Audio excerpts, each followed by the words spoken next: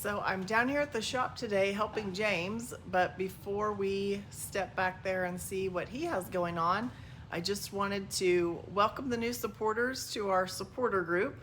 We appreciate you joining and we appreciate your support. And I also want to remind you of the 68 Firebird waffle that we have going on right now. You can find the subscribe button at the top of the page, and you can also find the post and the details about the waffle. The tickets are $125 a spot, and if you're feeling lucky, jump on there and grab you a spot for the Firebird. Let's see what James is doing.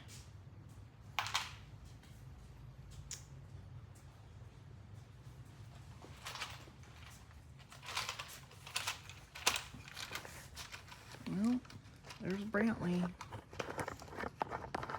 having a shake. You guys ask about him from time to time, and there he is. And what do you have going on down there? Digging for wiring. I'm pissed off that somebody mixed all those terminal connectors up. Where are them elusive pliers? There they are. What you got? So I was just doing a video updating everybody on where you've made it this week with the 454 truck. Man, a long ways. It seems like it's a never-ending battle. Maybe if I quit adding shit to it. I really don't think I've added anything up from the original plan. It's just never as, you always think it's gonna go faster and smoother than it ever does, of course. But, let me finish this little deal right here before I lose track of where I'm at. And we'll go over it. You know, I wasn't too keen on that whole waffle ideal at first, but because I thought, you know, that's somebody spending their money and, you know, on a chance to win it. And then I got to doing the math on that. A 1 in 250 chance to win that car is a pretty cool fucking deal. It's pretty good odds. It is pretty good odds if you think about it. Mm-hmm. Willie was wanting to buy one today. Oh, he was? Yeah. I discouraged him from that. Right. I mean, what if he won? Then he'd want to work on it all the time. No, what if he won? Yeah, true. I mean, that to me, that could be, you know, the internet trolls would be like, fuck that, was a shut up. I mean, you know it would come. So, Yeah. I would rather just not put myself in that position, to be honest with you. What are we talking about? The truck? The truck. The car? All of the above? All the above. New class, new rules? There ain't no rules. I actually haven't had time to revamp any of that stuff. Try and get this truck knocked out. So, getting on my wiring, putting on my image. I'll tell you what, these things right here, guys, they are fucking so slick. 35 amp times 4 relays. Hey. Richard. Okay. Richard After Steel. Okay. Better. So, these things are so cool because you put, you know, of course, a 12-volt source right here, pretty good heavy one, and then you got 4 outputs, and you can either ground trigger them with a ground, or you can trigger them with a hot. So, ever since I discovered these things, I use the shit out of them. But the trucks get pretty fucking close. Oh. Check that through her end. Pretty proud of how this came out. Well, it came out exactly how I wanted it. Everything tucked up pretty nice.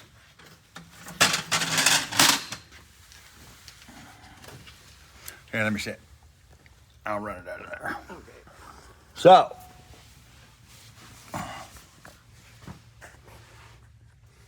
cute little anti-roll bar, double adjustable shocks,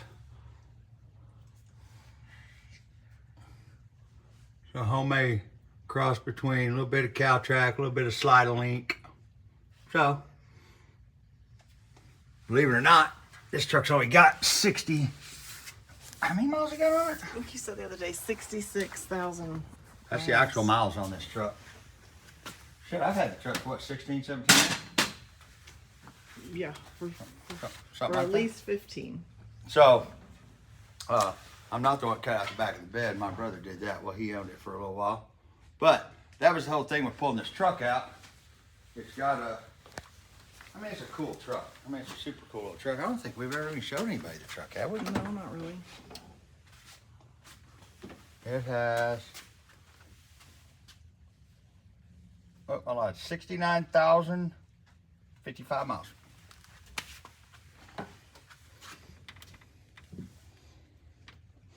I sold it to a friend of mine's son, and he actually changed the interior over to black, but I just happen to have a very nice, flawless red interior, and I think I might put it back to red. So, pulled the Turbo 400 and the gear vendors out of it, put a B&M 4L80E from Holly. Matter of fact, we bought one of them. The transmission I had in Stacy's car was one of my that Wendell's transmission built. One of my badass 4L80s. They had a whole bunch of money stuck in it. And when I sold that car, I told him it comes with a brand new B&M transmission that I'd ordered for something. I think my little blue truck. This one was supposed to be for my blue truck. Now it ended up in this truck. But when we put that transmission in her car, it fucking works flawlessly. So I'd ordered one to replace the one that I used in her car for my blue truck, the little 78, and I just ended up sticking it in here. But anyway, you guys noticed the first video I had the high helix blower on it.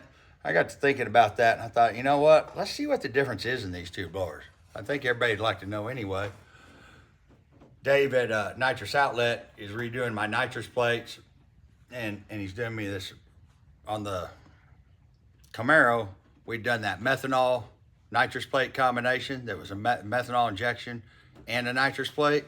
Well, since this has two dominators turned sideways, I took that plate back to Dave. I took him my carburetors and the blower top and all that, and they are actually making me a dual nitrous methanol plate.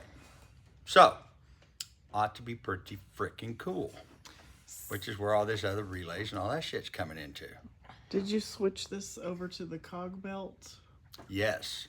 Thing is, this truck's got a 540 GM 572 hydraulic roller, GM 572 square port cylinder heads, which is basically the Performer RPMs. That's what they are.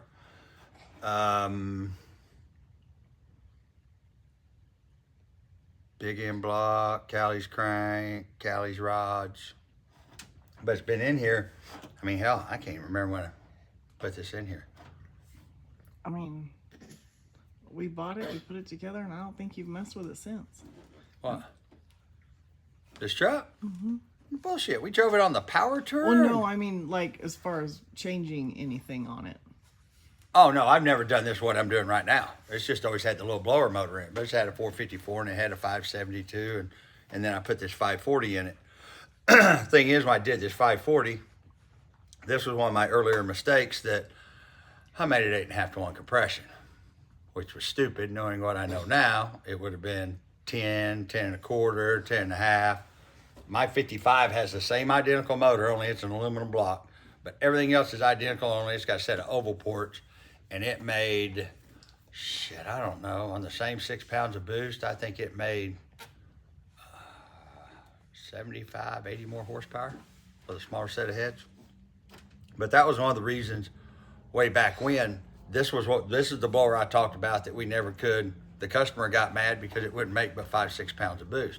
Not that the blower can't make it, the serpentine belt, the 8 rib belt, and we even stepped it to a 16. Once it hit 5 pounds of boost, it starts slipping the belt. But this cog belt system, it's not gonna slip the belt.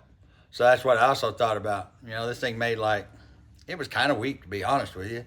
I think it made like 590 or something to the tire, not on hub dyno, on my chassis dyno, but it was slipping the belt at 4.5 pounds, and we never could get it to go over 5.5 pounds, something like that. So I got to think about it. I thought, you know what? Let's back up 3 foot and punt. So I pulled the high helix blower off, put the regular blower back on it, put the single 4 on it, so we could, while Dave's doing my deal, I can get this thing running. It's actually, I put coil on plug, put a Dominator in it. I'm doing a whole bunch of upgrades to this truck that I never did. All I've done is ever drove it.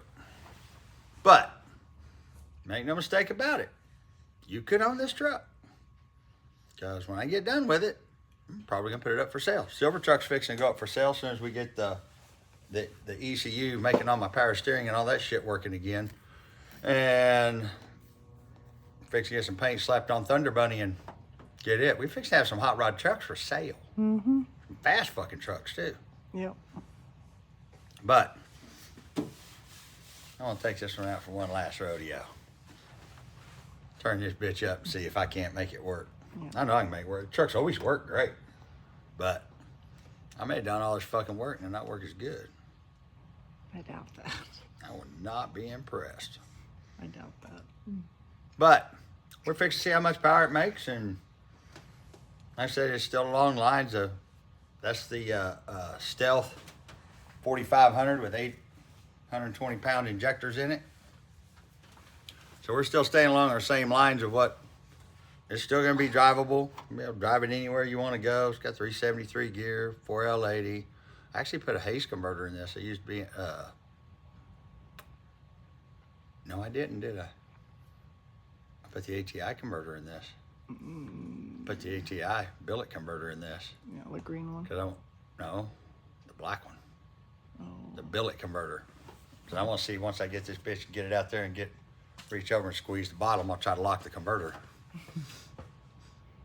Nobody at B&M heard me say that. Nobody at ATI heard me say that. Hey, if it holds, this bitch will run out the back door like a motherfucker. If it holds. Don't know if it'll hold. But there's no one way to find out. Yeah. Get out there and try it. So, all right, I'm getting really close on being able to fire this thing up. So I gotta get back to work. You done with me? Yep. Hasta la.